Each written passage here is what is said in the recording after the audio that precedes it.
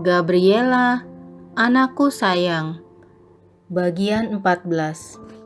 Setelah Gaby dinyatakan tiada. Setelah dokter di rumah sakit menyatakan Gaby telah meninggal, waktu serasa berhenti bergerak bagiku. Aku sudah tidak bisa lagi memeluknya, menciumnya, membangunkan tidurnya di pagi hari, memandikannya, mengantar dan menjemputnya saat sekolah dan les, menemaninya belajar dan buat PR, melihat senyumannya, bermain bersamanya, mengajaknya jalan-jalan, dan nonton film kesukaannya di bioskop, membuatkan makanan kesukaannya, main layangan dan berpelukan bersamanya, sambil melihat sunset di dak rumah, serta 1000 kenangan lainnya yang sering aku lakukan bersama Gaby. Sudah tidak ada lagi Gaby yang selalu memelukku dengan kuat dan manja, khususnya saat ia selesai mandi pagi dan saat aku menjemputnya di sekolah. Sudah tidak ada lagi Gaby yang menelponku berkali-kali dan memintaku agar cepat pulang ke rumah, berlari untuk membukakan pagar saat aku pulang ke rumah, menungguku pulang hingga ketiduran di sofa saat aku dan papanya sedang keluar rumah di malam hari, menulis surat-surat cinta untukku, mengatakan kepadaku, "Bibi love mama and never give up for mama," dan setumpuk kebaikan lainnya yang dilakukan Gaby kepadaku. Rasa kehilangan Gaby itu yang menyiksa batinku. Setelah itu, aku menelpon ke rumah untuk mengabarkan kepada Oma Gaby yang ada di rumah tentang kepergian Gaby. Oma Gaby saat itu langsung menangis dan berteriak histeris di telepon saat aku mengabarinya. Aku lalu meminta Oma Gaby untuk menjemput adik Gaby di sekolah, yaitu Chelsea, karena saat itu Chelsea masih mengikuti pelajaran di sekolah. Dengan diantar seorang staf papa Gaby, Oma Gaby berangkat untuk menjemput Chelsea ke sekolah, untuk kemudian menyusul kami ke rumah sakit. Sementara papa Gaby menelpon keluarga kami untuk mengabarkan berita duka ini. Seorang perawat di sana lalu mengingatkanku untuk melepaskan anting-anting yang dipakai Gaby, dan juga mengingatkanku untuk menyediakan pakaian serta sepatu Gaby untuk dipakaikan di peti jenazah. Saat itu aku mencoba membuka anting-anting Gaby, namun aku tak berdaya untuk membukanya karena tanganku gemetar. Akhirnya aku meminta tolong kepada perawat tersebut untuk membukakan anting-anting Gaby. Perawat itu kemudian juga melepas baju renang yang saat itu masih melekat di badan Gaby, lalu menyerahkannya kepadaku. Baju renang itu telah dipakai oleh Gaby sejak dari rumah, yang dirangkap dengan baju seragam sekolah. Karena hari itu ada jadwal pelajaran olahraga renang di jam pelajaran kedua, yaitu dimulai pukul 8.15. Maka Gaby sudah memakai baju renangnya dari rumah, supaya di sekolah ia tidak perlu repot untuk menggantinya saat pelajaran renang dimulai. Setelah itu, jenazah Gaby ditutup kain putih. Setelah jenazah Gaby ditutup kain putih, aku dan papa Gaby masih terduduk di kiri dan kanan jenazah Gaby. Sesaat kemudian, aku berdiri dan kubuka kembali kain putih yang menutupi tubuh Gaby. Kupandangi wajah Gaby untuk yang terakhir kalinya.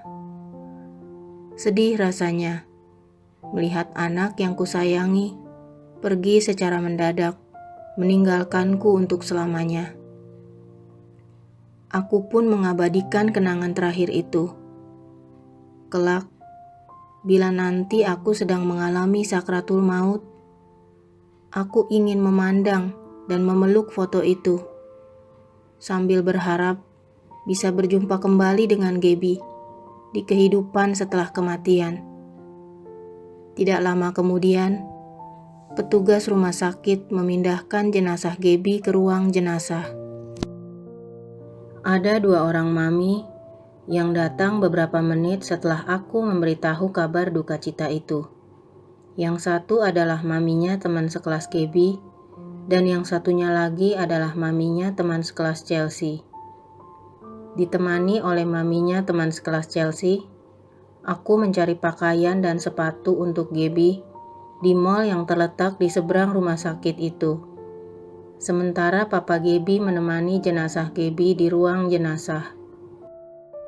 Sedangkan mami teman sekelasnya Gaby yang saat itu juga berada di sana, ku minta bantuannya untuk menemui Chelsea dan omanya di sekolah, agar mereka bisa segera diarahkan ke rumah sakit tempat jenazah Gaby berada.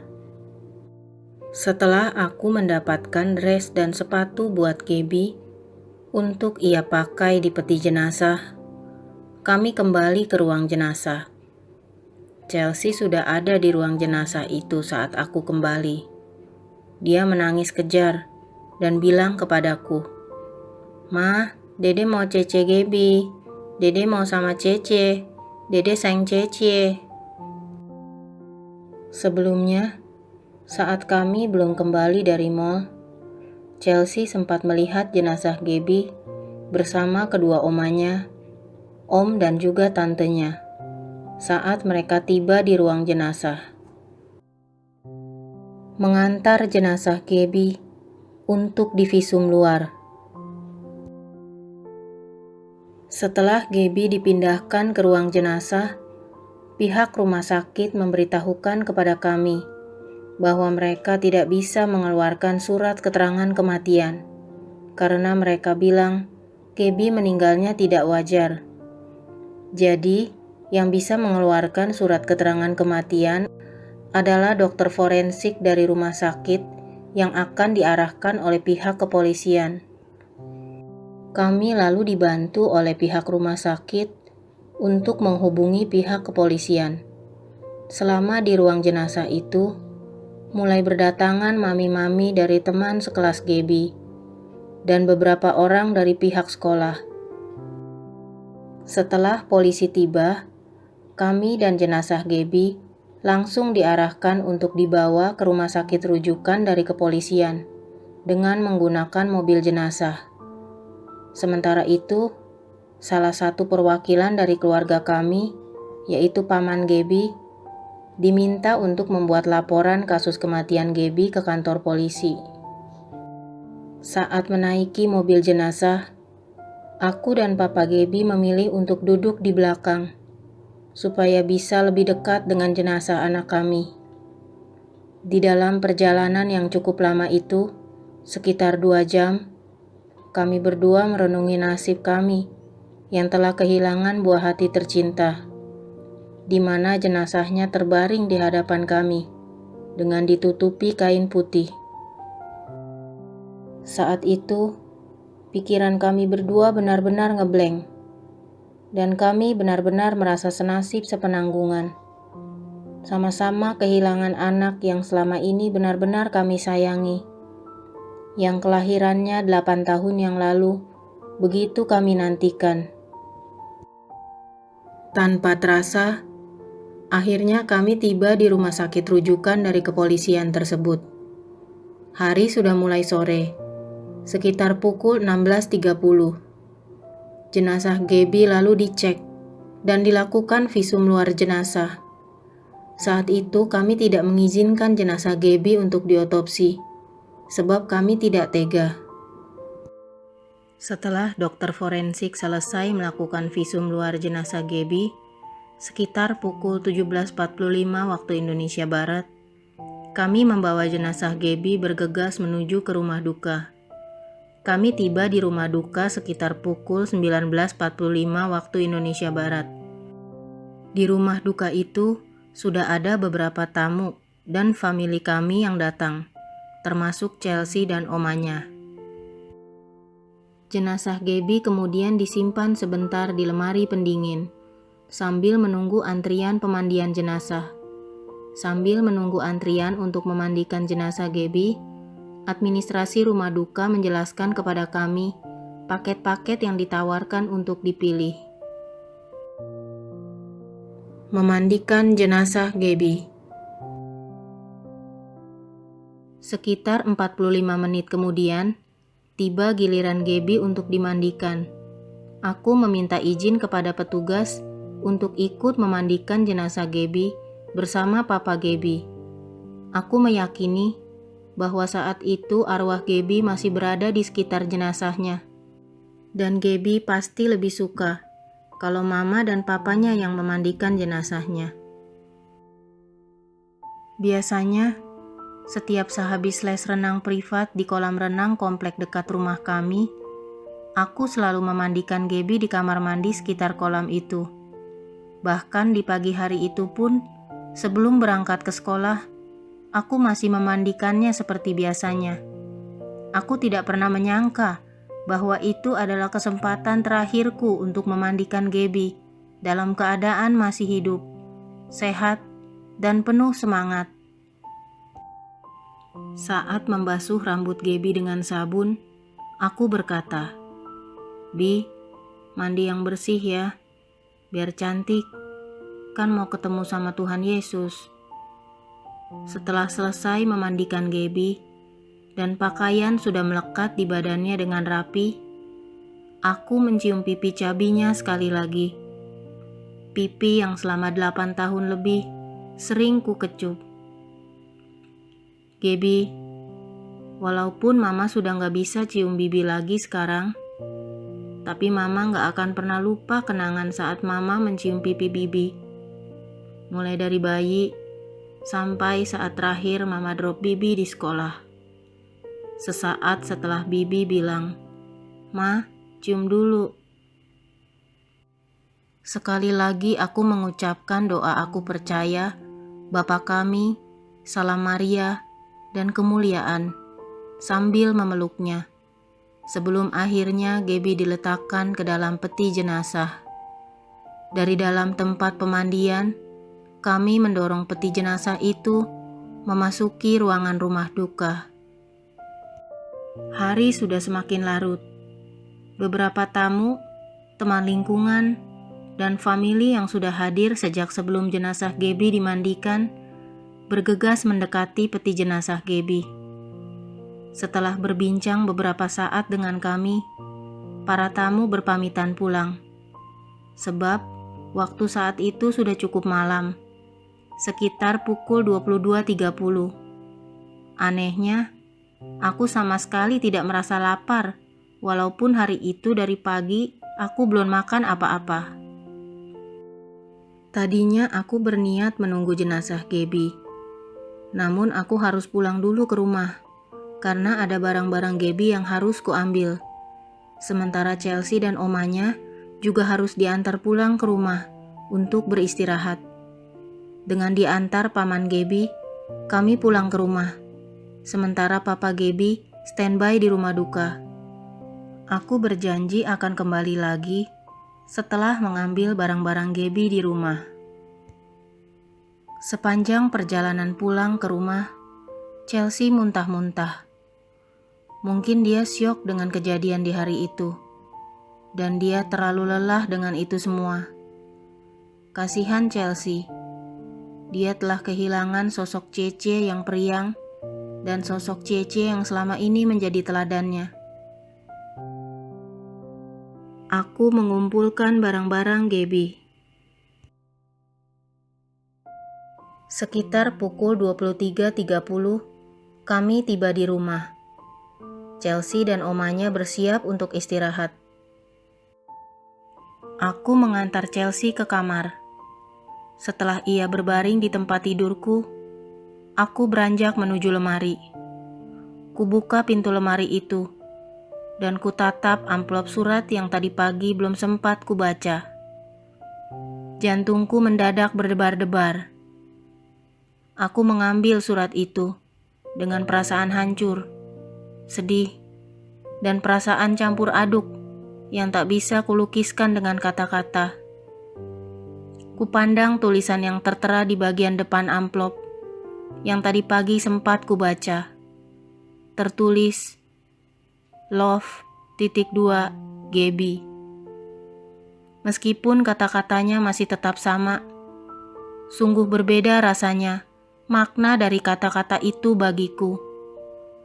Surat itu ternyata menjadi surat terakhir Gaby untukku. Surat yang terakhir kali Gaby tulis 1 hari sebelum ia pergi meninggalkanku untuk selamanya. Meninggalkan papanya, meninggalkan adiknya, meninggalkan omanya, dan meninggalkan dunia ini. Kubuka surat itu dengan penuh penyesalan. Kenapa nggak dari tadi pagi saja sih aku buka suratnya? Sekarang jadi terlambat kan mengetahui isi surat Gaby? Batinku berteriak. Aku menemukan 3 lembar kertas di dalam amplop itu. 1 lembar berupa surat yang dilipat, 1 lembar berupa gambar Hello Kitty yang dulu pernah aku gambarkan untuknya, 1 lembar berupa cetakan layout untuk cover diary yang dulu pernah aku hadiahkan kepadanya. Pertama-tama, kubuka surat yang dilipat dengan jantung berdebar-debar. Di pojok kiri atas surat itu tertulis, From Gaby. Di bawahnya tertulis, Gaby love ma and pa. Pada baris terakhir ada gambar love dengan kata love di dalamnya. Lalu di sebelah kanannya tertulis ma and pa. Membaca surat itu rasanya seolah-olah seperti Gaby masih hidup. Dan Gaby sendirilah yang membisikkan kata-kata yang tertulis dalam surat itu secara lisan ke telingaku. Setelah selesai membaca surat yang terlipat tadi, aku membuka lipatan cetakan layout cover diary Gaby yang dulu pernah aku buat untuknya. Ternyata di dalamnya ada tulisan lagi yang berbunyi, I love mother, Gaby love ma. Aku pun memandang wajah Hello Kitty yang dulu pernah aku buatkan untuknya. Gambar sederhana yang dulu aku buat di atas secari kertas bekas kecil, ternyata masih disimpannya dengan rapi. Setelah itu, aku mandi dan bersiap-siap untuk kembali ke rumah duka. Aku lalu mengumpulkan barang-barang Gaby satu persatu.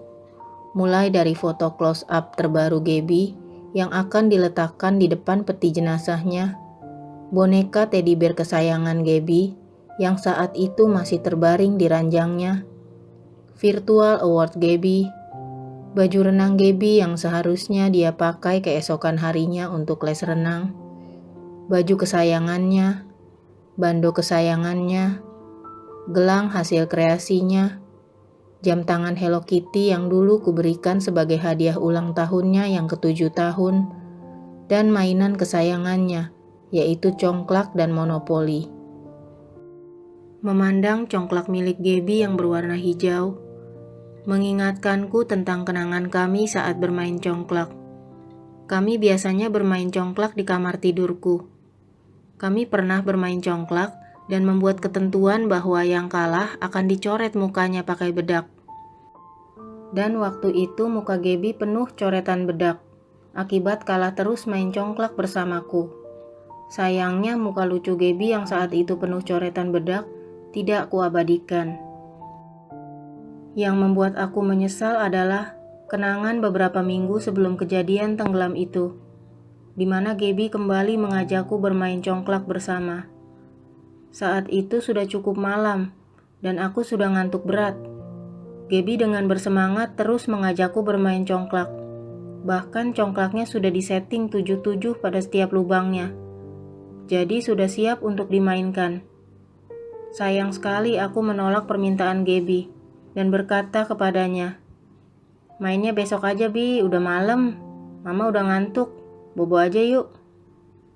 Dan tidak lama setelah aku berkata demikian, tiba-tiba Chelsea berjalan melewati congklak yang sudah disetting itu.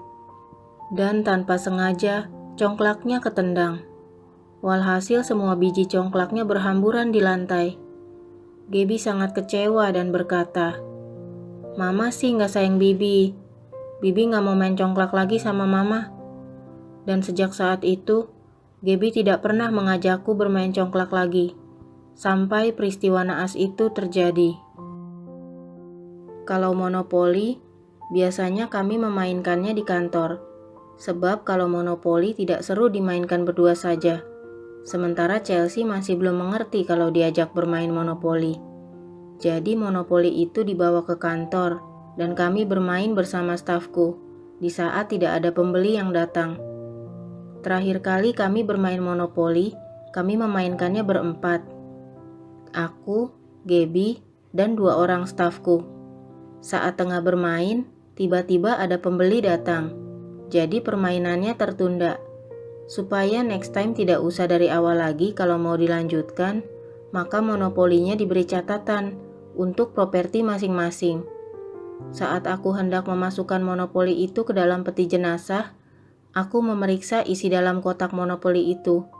Dan ternyata masih ada tulisan, uang Gaby, uang Mama, uang Esti, uang Fanny. Maaf ya Bi, kita belum sempat menyelesaikan permainan monopolinya sampai tuntas. Semoga Bibi bisa melanjutkan bermain congklak dan monopolinya bersama para malaikat dan teman-teman baru Bibi di surga. Setelah itu, aku mencari diary Gaby. Diary yang covernya aku desain secara khusus untuknya. Ku cari keberadaan diary itu ke sana kemari. Sebab aku mau memasukkan diary itu ke dalam peti jenazah Gaby. Karena diary itu memang khusus aku berikan untuk Gaby. Akhirnya aku menemukan juga diary Gaby. Rupanya Gaby menyimpan diary-nya di dalam lemari omanya. Saat aku cek, diary itu masih kosong. Gaby belum sempat menuliskan apapun ke dalam diary-nya itu. Setelah semua barang-barang Gaby terkumpul, aku bersiap untuk segera kembali ke rumah duka. Namun saat hendak pergi, aku melihat Chelsea tidurnya sangat gelisah. Seperti kaget-kagetan, tidak seperti biasanya. Mungkin dia syok dengan kenyataan Cece kesayangannya meninggal dunia. Melihat kondisi Chelsea seperti itu, aku jadi ragu untuk meninggalkannya pergi. Aku lalu memutuskan untuk menemani Chelsea tidur di sampingnya malam itu. Aku telepon Papa Gaby dan mengabarkan bahwa Chelsea tidak bisa ditinggal. Akhirnya Papa Gaby juga pulang ke rumah. Dan Paman Gaby yang menunggu jenazah Gaby di rumah duka. Keesokan paginya, kami baru kembali ke rumah duka.